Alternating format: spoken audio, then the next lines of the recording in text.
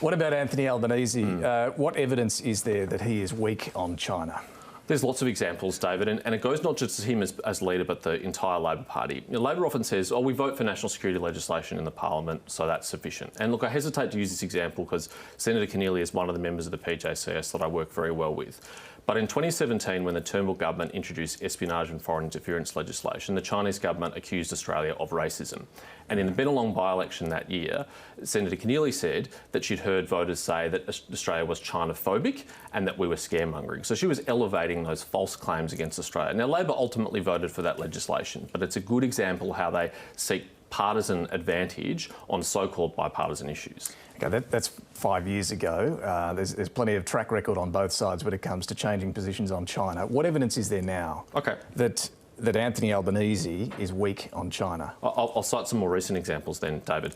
In December 2020, after the list of 14 demands had been released by the Chinese embassy, in which they said we would have to compromise on core issues of sovereignty like freedom of the press and freedom of the parliament, Anthony Albanese said it was the Morrison government's fault that we couldn't get a Chinese counterpart to pick up the phone and it reflect poorly on us. Now, he knew when he said that the only way we could get them on the phone is if we sacrificed on a core issue of sovereignty. And so it's up to him to say which of those 14 demands would he give into. Would he silence the press? Would he silence the parliament? Would he silence independent think tanks? Would he abolish our reviews of foreign investment? Would he get rid of It's a bit of a leap, though, to say that he was suggesting we should give in to China's demands. He never said that. OK, I'll give you another example, David.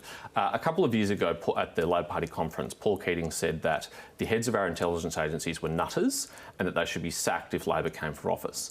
After Paul Keating made that disgraceful attack on our intelligence chiefs, our serving current intelligence chiefs, Anthony Albanese said that Paul Keating is always worth listening to and he has wise counsel. And he disagrees with him on these issues of China. He said that repeatedly. Well, I don't think that's wise counsel, David, and I don't think we should be building up someone who's got clearly insane views on the China relationship. OK, but you're taking some selective quotes here. I'm still searching for the evidence that Anthony Albanese is weak on China now. OK, I'll give you another example, David. Labor Party says they support AUKUS. That's very welcome. I'm glad that they do that. But at the same time, they've spent much more energy and much more effort being aggrieved on behalf of the French government for being upset about a cancelled contract than they have in demonstrating interest towards the defence capability we're going to acquire, which we need to defend our country.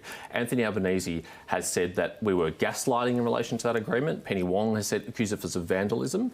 And of course, we know Labor's record when they're in government. They cut defence spending to 1.56% of GDP. That was the lowest level since 1938. They ripped money out of the AFP. They subjected ASIO and our other intelligence agencies to an efficiency dividend of 4%, and it got so bad that the former head of the PJCS, Anthony Byrne, had to stand up in Parliament and denounce his own government for it. That is their record. Well, again, we're talking about events of 10 years ago, and look, fair enough, they did, defence spending as a percentage of GDP did fall, and we can go through the government's record of spending on submarines that it's no longer buying from the French or the Taipan helicopters that it's had to scrap and so on.